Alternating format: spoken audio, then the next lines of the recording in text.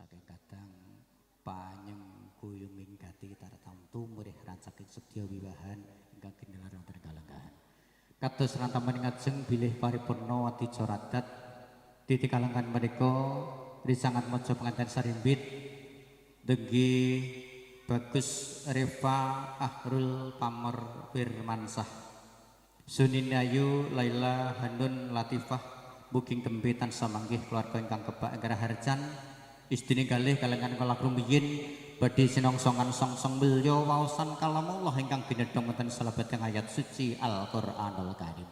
Nanging boten waleh-waleh matur kados sing padatan saderengipun kalampahan waosan ayat suci katur sagung para tamu kakung putri sedaya paraga kasuwun sedaya pakaryan keparenga sinigek sawetawis kemawon. Monggo panjenengan sedaya kula dherekaken nuhuni dawuh Allah a'udzubillahi minasyaitonirrajim wa idza quri'al qur'an fastaqimul lahu wa angsitu la'allakum turhamun. Ing dalem den macaake ayat suci Al-Qur'an mula padha rungokno sing apik lan gatekno sing becik supaya sira kabeh oleh rahmat. Pramila nuhuni dawuh Allah ngajeng wonten ing surat Al-Araf ayat 201. Monggo panjenengan sedaya kula dherekaken manungku puja miwah puji sinareng waosan ayat suci ingkang badhe kasaliranipun Bapak Sunaryo. Ing wasana rahayuning sedya kasumanggaaken dhuwur.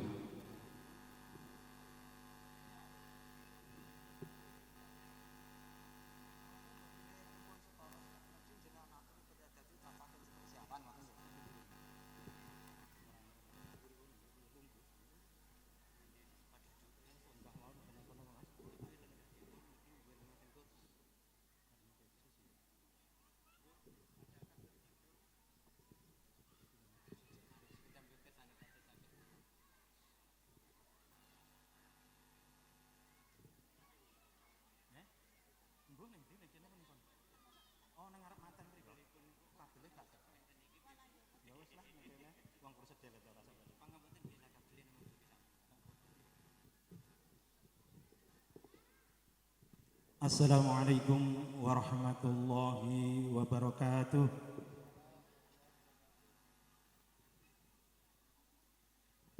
A'udzu billahi minasyaitonir rajim.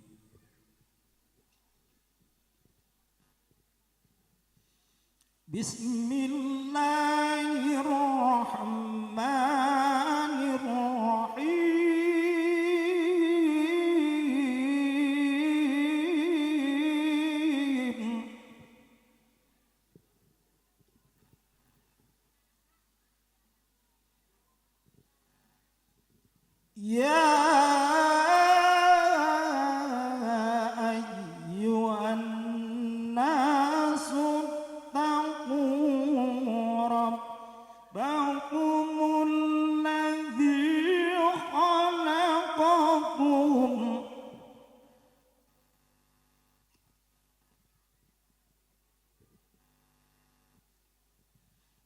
Ittaqu rabbakumul ladzi khalaqakum min nafsin wahidatin wa khalaqa minha zawjaha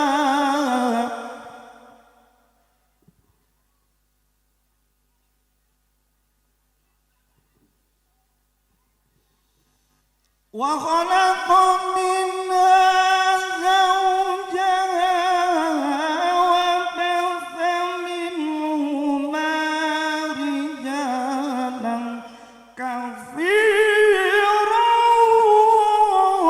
wa nisaa.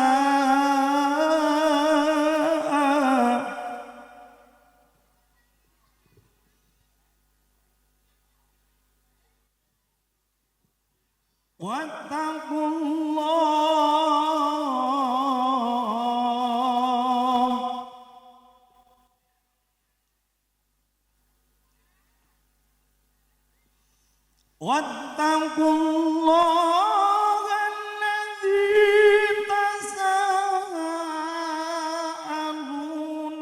bihi wal arham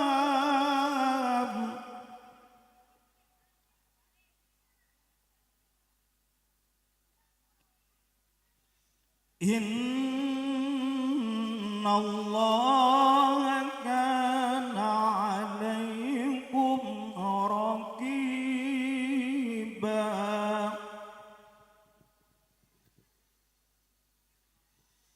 Bismillahirrahmanirrahim.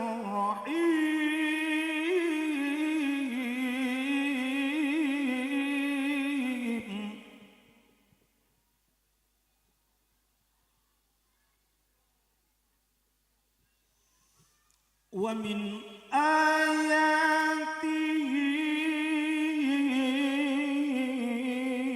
min khalaqalakum min anfsin wahidah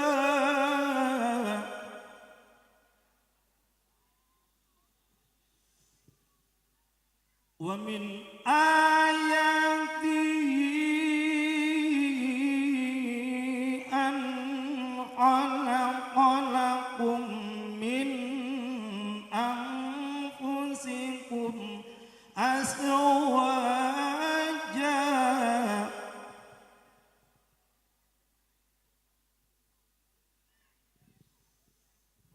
an khalaqalakum min anfusikum azwajan litaskunu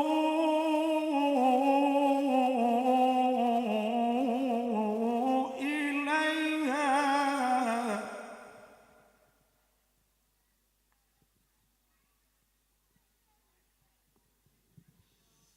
litaskunu ilaiha waj'al bainakum mawaddatan wa rahmah.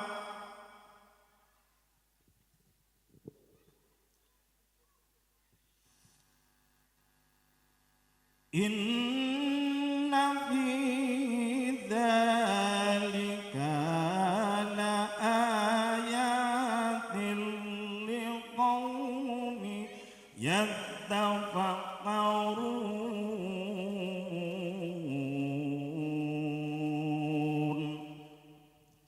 Sadaqallahul azim. Wassalamualaikum warahmatullahi wabarakatuh.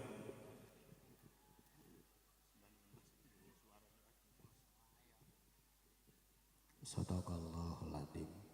Pindho sineram tirta sawindu laminyo sagung para bineka kakung putri. Kumandanging wasan ayat suci Al-Qur'anul Karim kang katemben kasalirane nyinipun Bapak Sunaryo. Ing pangangkah mugi nemahi kabagyan kabagas swarasan katentreman saha kawilujengan. Mliginipun mugi tansah tumanduk dumateng ponang pinanganten sarimbit, lumeberipun dumateng Rama saha Ibu, kadang besan sutresna, sumrambah dumateng ngarsa panjenengan sedaya dalasang kula. Parandene mliginipun Mas Reva Ahrul Pamer Firmansah saha Mbak Laila Hanun Latifah mugi tansah tinebihna saking rubeda sengkala ciknaketna kawilujengan tata raharja titi tentrem salami-laminya. Amin. Parandene Bapak Ibu ing ngajeng kula sampun matur bilih pahargyan ing kalenggahan dipun giaraken live streaming dhateng setunggaling channel YouTube Pram Multimedia. Kalangan niku keluarga Gung almarhum Bapak Budi Marsono te keluarga Gung Ibu Dwi Linarsih. Kejawi Mahargya Suto Gung Putri Ninayu Laila Hanun Latifah. Kalampahan dawuh kalian Bagus Reva Ahrul Pamer Firmansah. Ibu Dwi Linarsih ugi mengkugati tasakuran khitan Adik Saifullah Anwar Abi Yahya. Mila kasunaken berkah pangestu hayu tumanduk sagung para tamu. Mugi Adik Saifullah Anwar Abi Yahya mugi tansah dadya putra ingkang soleh, saged tansah ngabekti dhateng tiyang sepuh, saged migunani tuprap nusa bangsa agama tuwin keluarga. Amin ya rabbal alamin.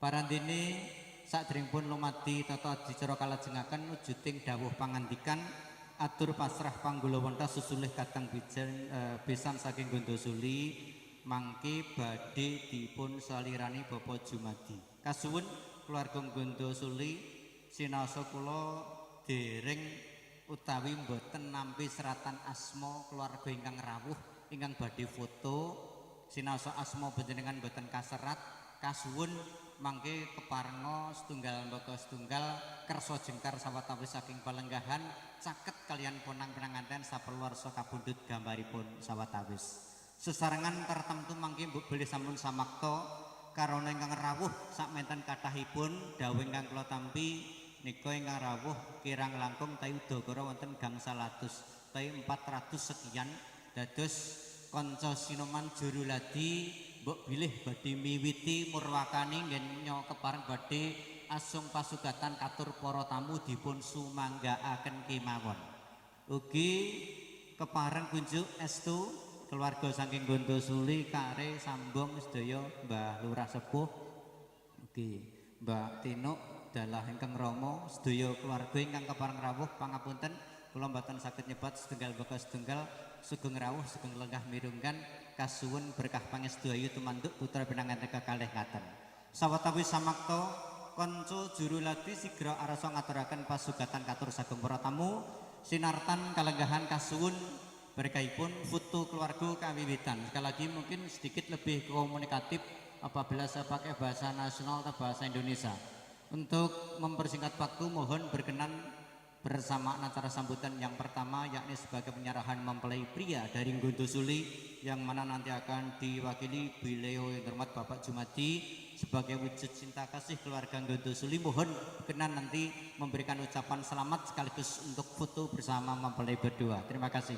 Bapak Ibu kunjuk ngarso tetuangge kang piniji kepareng badhe nyalarani kinarya pamasrahing ponang pinanganten kunjuk ngarso Bapak Jumadi mugi wonten kawicaksananipun kersa jengkar sawetawis saking palenggahan tumuju mring madyaning sasana wicara. Pangapunten lenggahipun kadang pisan kalian sasana wicara karana tebih dados panjenengan tetep katuran lenggah dhateng mriku kemawon. Cekap Pak Jumadi ingkang aturan jengkar satawis tumuju mring madyaning sasana wicara. Purwa madya wasana kasembadaning sedya kasumanggaaken duwun.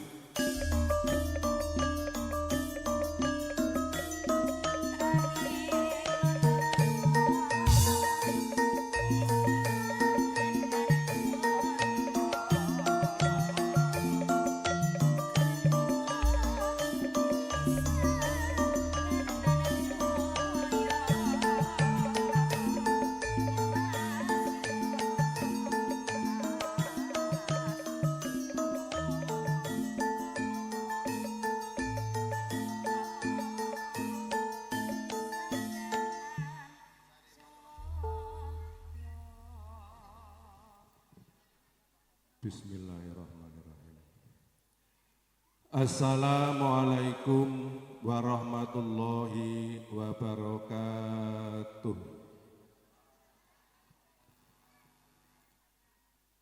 Assalamualaikum warahmatullahi wabarakatuh.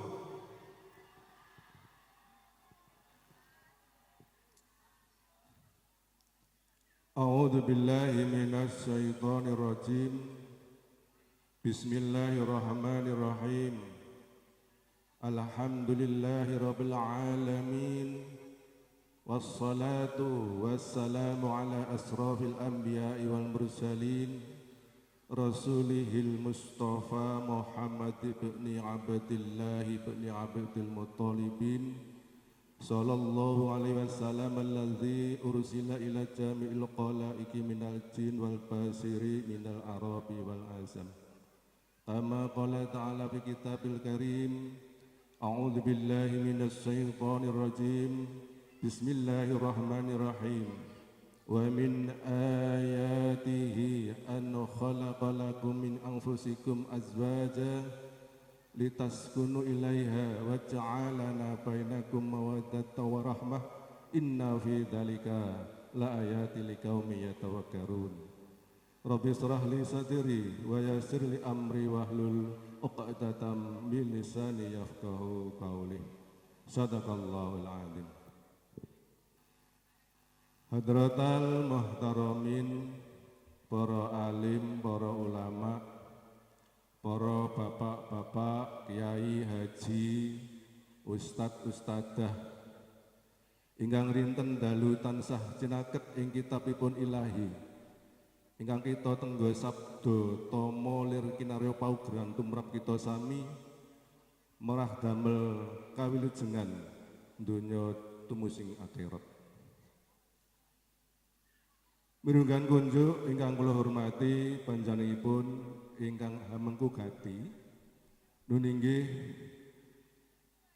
Ibu Dwi Linarsih saha almarhum Bapak Budi Marsono ingkang satuhu kinurmatan dan ingkang satuhu dipun berkahi Allah Subhanahu wa taala. Mugi-mugi almarhum Bapak Budi Marsono tansah pinaringan pangapunten sedaya kelepatanipun lan dipun tampi sedaya amaliyah ingkang ngensae lan pikantuk kenikmatan wonten alam barzah lan tinebihna fitnahipun kubur ing akhiripun mugi pikantuk surganipun Allah Subhanahu wa taala. Allahumma amin ya rabbal alamin.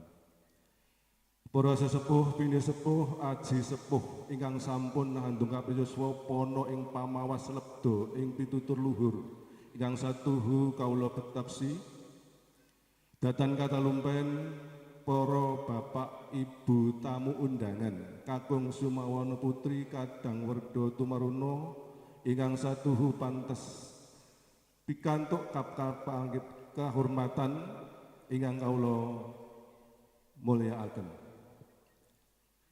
Saderengipun kawula matur langkung rumiyin boten katalumpen monggo kita tansah sami munjukaken puja lan puji syukur wonten ngarsa dalem Allah Subhanahu wa taala yang sampun paring berkah rahmat nikmat hidayah inayah utaminipun nikmat iman, nikmat Islam, nikmat kesempatan, nikmat umur panjang lan nikmat nggih menika kesehatan.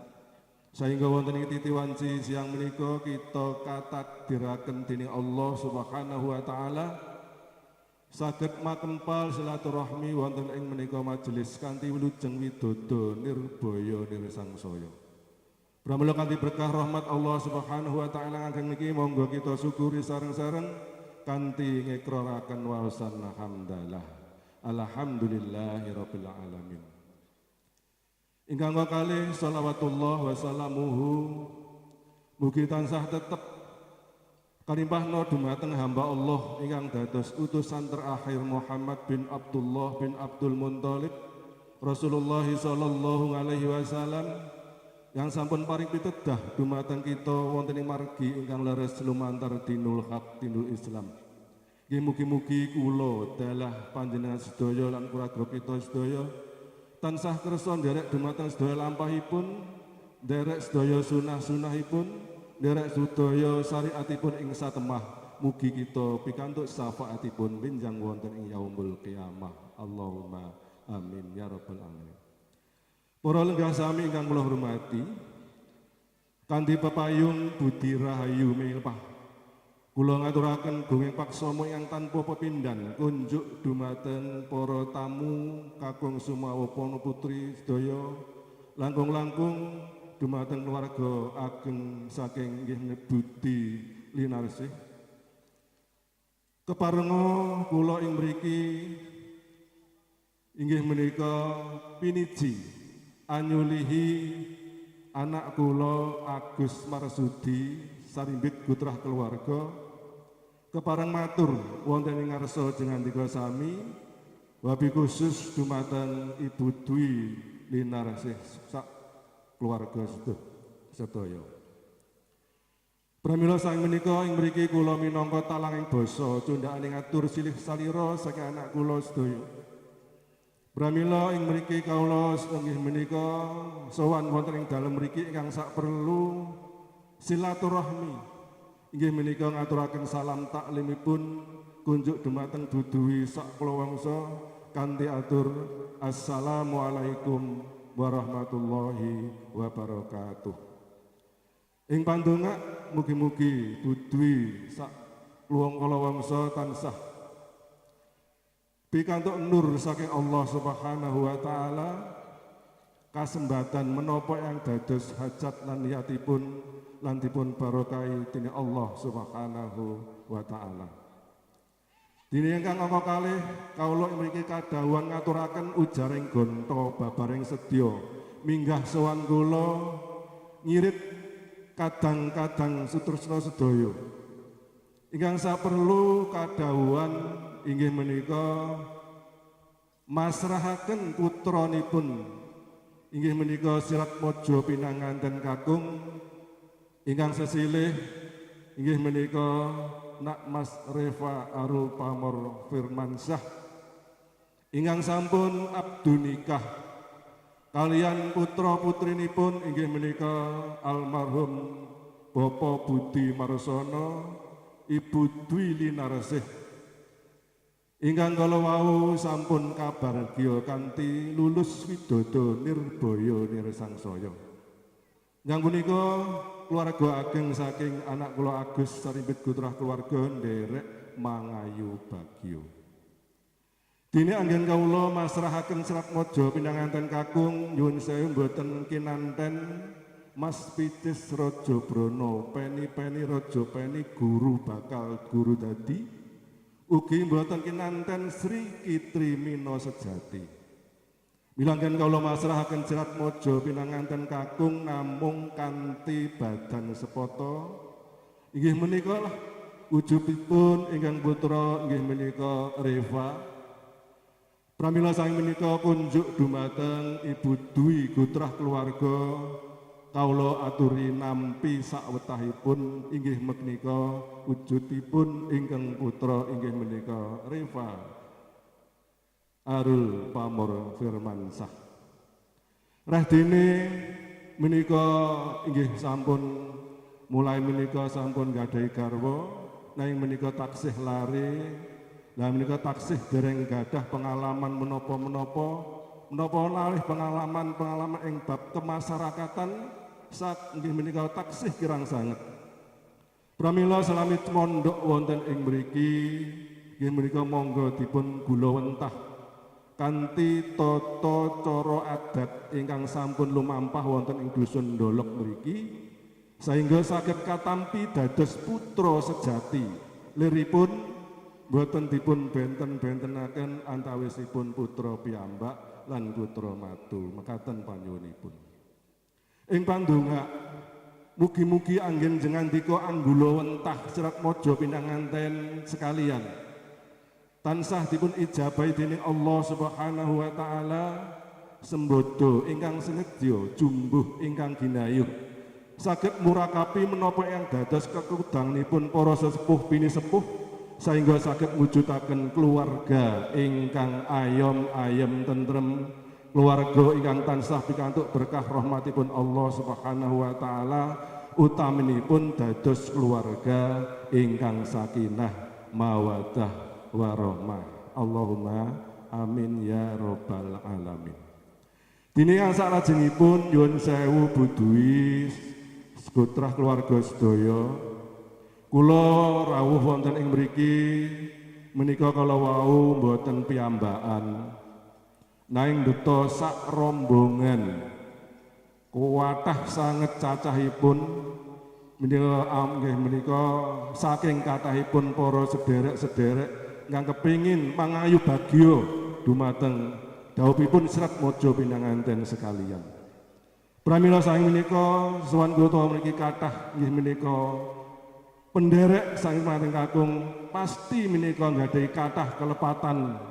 Pramila mbok bilih anggenipun kula sak rombongan sowan wonten ing mriki nggadahi kelepatan ingkang arupi tindak tanduk solah bawa muna muni ingkang kirang nuju prana dumateng penggalih dumateng para tamu undangan sedaya, khususipun dumateng Budwi Gutrah keluarga, kula ingkang nyuwunaken agunging samudra paksami ingkang kathah. Ingkang salajengipun ngaturaken gunging panuwun.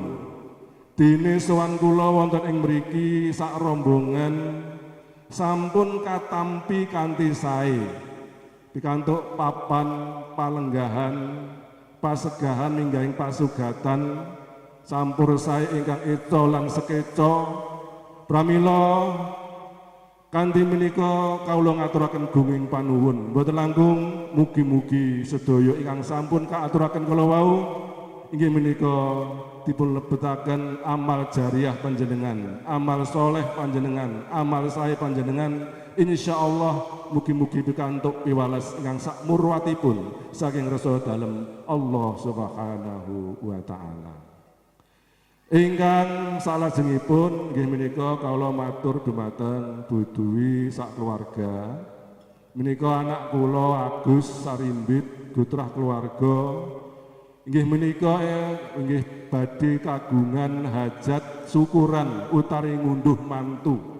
Pramila kangge ngregengaken swasana kangge ngunduh mantu anak kula Agus Sarimbit Gutrah keluarga, anak kula Sarimbit nggadhahi panyuwun dumateng panjenengan. Panyuwunipun inggih menika namung Sirat mojo pinanganten sekalian kadherekaken para keluarga lan para sederek-sederek utawi para kadang werda tumaruna lan para tangga tepalih nggih menika kasuwun dipun kirapaken wonten ing laladan Gandasuli inggih menika wonten ing dinten Selasa Legi tanggal 16 bulan menika taun menika kirang langkung tabuh sedasa sampun dugi laladan Gandasuli. Mekaten ingkang dipun suwun nggih menika anak kula Agus Sarimbit Gutrah keluarga. Kaantu-antu estu-estu rawuh panjenengan sedaya. Para lenggah sami ingkang kula hormati, wonten ing pasemon prasaja ingkang sampun kagelar wonten ing titiwanci siang menika mbok bilih sampun paripurna ing gati. Mila kula sak rombongan utawi anak kula Agus sak keluarga badhe nyuwun pamit namung nyuwun doa restu panjenengan saya sesepuh pinisepuh laladan dolok mriki para tamu undangan khususipun Ibu Dwi sak keluarga mugi-mugi lampah kula mulai dalem mriki tansah winayu rahayu lijeng pikantuk berkah rahmat perlindunganipun Allah Subhanahu wa taala wilujeng mulai dalem mriki lan sak margi-margi ngantos dumugi dalemipun sowang-sowang. Pramila mekaten kirang wicaksana mbok bilih anggen kula matur kalantur satemah muji wani penggalih panjenengan tiga sami. Pramila saking purwa madya wusananing atur anggen kawula matur minangkani talang basa cundhakaning atur silih salira saing anak kula Agus Sarimbit Gutrah keluarga kalah kathah kekilapan, kathah kelepatan sebab kula namung sakdermi samu manungsa sawanteh tangeh dumuni sampurna pramila kawula mawandu-wandu nyambung nyuwun lumantar sah semua pangsami ing wusana kula akhiri wallahu muwaffiq ila aqwamit thoriq ihdinas siratal mustaqim wassalamualaikum warahmatullahi wabarakatuh. Pun nadeng dawuh pangandikan atur pasrah panggelawenta susune kadang pisan katemben kasalirane ingkang mulya pun Bapak Jumadi sekedhap malih lenggah putra penanganten madyaning suka sampun satawis badhe ngersakaken lukar busana. Kasekicakaken kunjuk ngarsa ingkang ketemben nampi pasugatan Mbah Lurah Sepuh kekalihipun Mbah Ratman, Pak Sukirman, Pak Warmin, Pak Tomo, Pak Tarto, Pak Hardiono kasekicakaken anggenipun ngedhapi pasugatan anggenipun lenggah sawetawis ugi kalengan nika tumuli punang penanganten badhe enggal pun dherekaken tumuju wonten ing madyaning sasana busana lukar busana nata gumanti busana satriya tama lumantar tedhak kirap ingkang ngarsa pinuraken wijining risang Suba Manggala kang ngarsa kadherekaken pepetaning putri Demas mewah Manggala Suba ingkang tartamtu ing kalengan Kusyoga ing karya paradene jengkaring Suba Manggala tinon saking Mandrawa pating Halebyar pating Calorot serampating busana.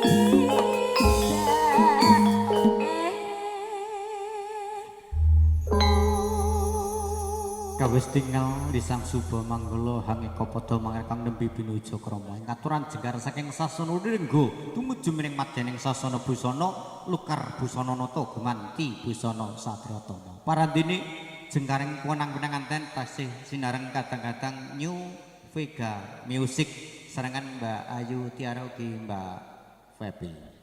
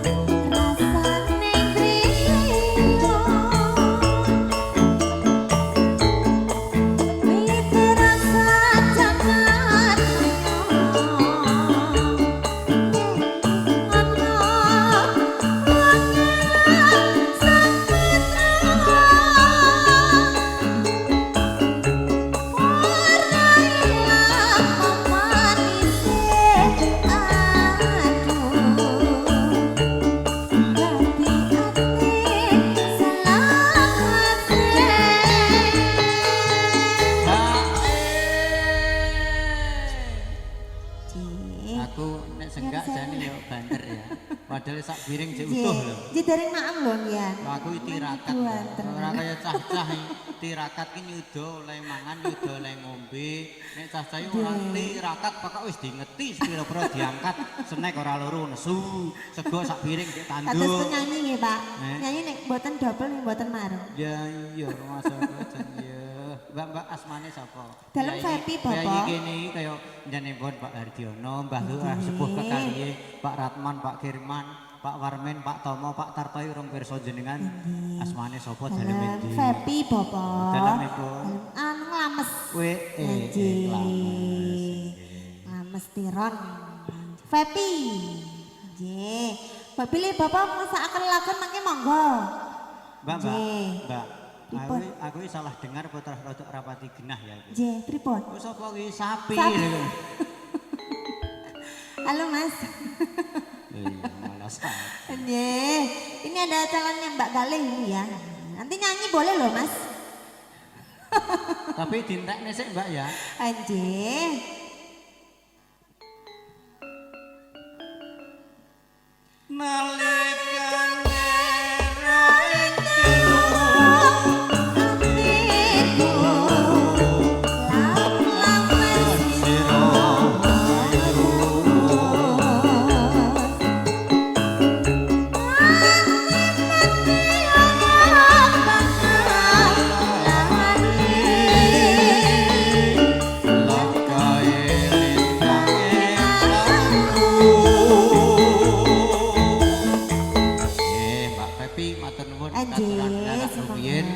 Lumati kepala dicara kagelak nyarengi kawis tinggal para kanca sinoman ugi nglajengaken nggih nyasung pasugatan ingkang bokasan wujuding tirta seta pangendhaking raos.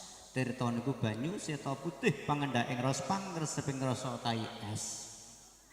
Nanging kula pertados piyantun Gondo Suli niku menawi ngrawi resepsi manten kados ngeten.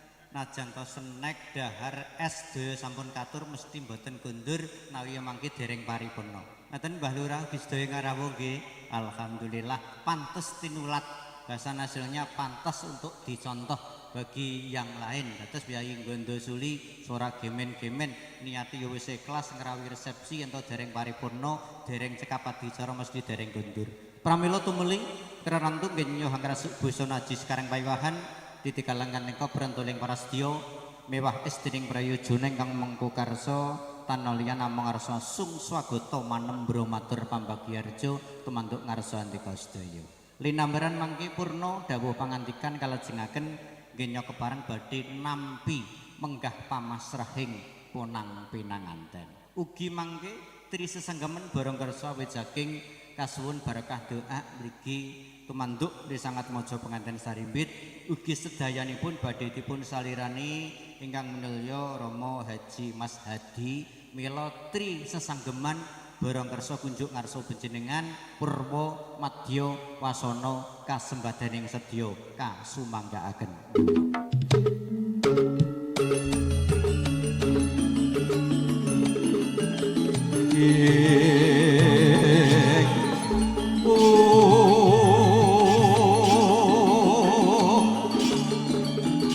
Nonton sring puspita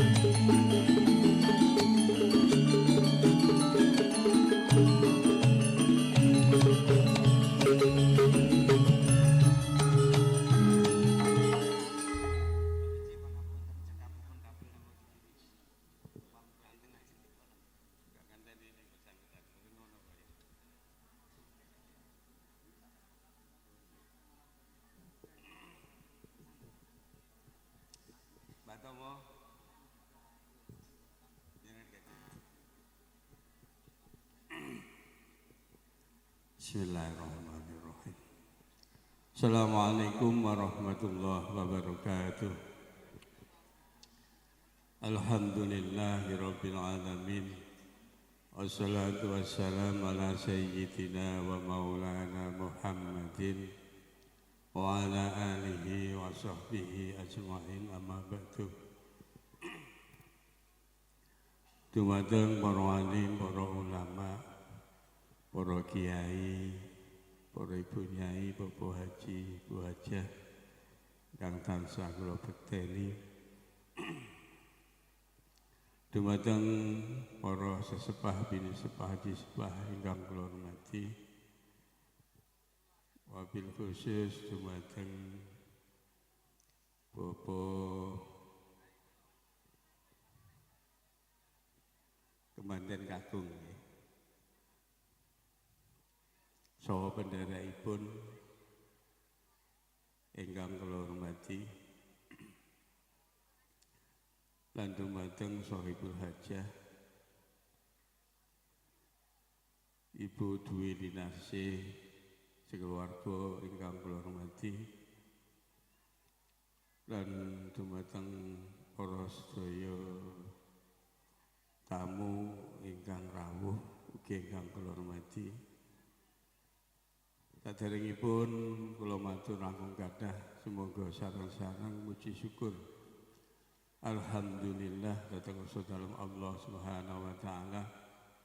Kanthi sanesipun rahmat, nikmat, taufik, hidayah serta inayahipun kula panjenengan sedaya dipun sagetaken rawuh wonten dalem mriki dalam keadaan sehat afiat, boten-boten alangan setunggal punapa-punapa. Amin.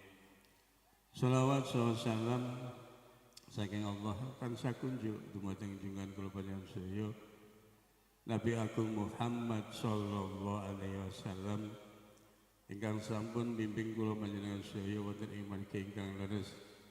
Mugi kula panjenengan sedaya wit gesang wonten alam donya dumuginipun wonten ing akhirat tansah pikantuk syafaatipun. Amin ya rabbal alamin. Dumateng para baksa ingkang kula hormati, sepindah kula nyuwun pangapunten ingkang kathah keranten boten saged basa sing walus ngoten nggih. Niki basa Jawa Timuran. Nggih keranten kula dhewe niki tiyang Solo. Jadi boten saged ngomong halus ya. Kula minangka taringipun Bu Dwi Linarsih keluarga matur suwun sanget rawuhipun panjenengan sami wonten dalem mriki. Mbok bilih wonten kirang suguh, kirang gubuh, kirang aruh napa kemawon, Bu Dwi Linarsih nyuwun agung pangapunten dumateng panjenengan sami. Salajengipun Bu Dwi Linarsih mboten saged matur piyambak. Kula wau saking keluarga saking Pak Agus nggih ngaturaken salam pambagya niki kula tampi kanthi ucap Waalaikumsalam warahmatullahi wabarakatuh. Salajengipun kula wau Bapak Agus sekeluarga ingkang mewakili masyarakat Kang Putra dumateng Bu Dwi Linarsih kula minangka walikipun nggih menika nampi kanthi asta kekalih kanthi bongkokan dhateng keluarga mriki, dan mugi nggih dianggep kados putranipun piyambak sanaosa putra mantu nggih badhe dipun kula anggenipun ngadepi bebrayan, dan mugi-mugi kemanten kekalih anggenipun bangun keluarga saged sakinah mawaddah warahmah tansah pikantuk ridho saking Allah Subhanahu wa taala. Salajengipun kula wau keluarga saking Bapak Agus nggih menika kapurih nyuwanaken Kang Putra benjing dinten Selasa Legi nggih tanggal 16 antawis pukul 12 nggih insyaallah mengke putra kekalih badhe kasowanaken wonten Gondosuli dinten Selasa insyaallah mengke tabuh sedasa sampun dugi mriku. Salajengipun kula wau bilih penderek saking Gondosuli kemanten kakung badhe sakbibawiripun acara badhe nyuwun pamit. Nggih, sakjane Bu Dwi Narsi menika tesih remen sanget panjenengan renggahan wonten dalem mriki. Keranten wau sampun matur bilih sakbibaripun acara badhe nyuwun pamit nggih mugi kunduripun panjenengan sami saged manggi kesaenan ngantos dugi dalemipun piyambak-piyambak. Saking kula nggih makili sederek sinoman anggenipun lelati dumateng panjenengan sedaya wonten kirang langkungipun nyuwun pangapunten.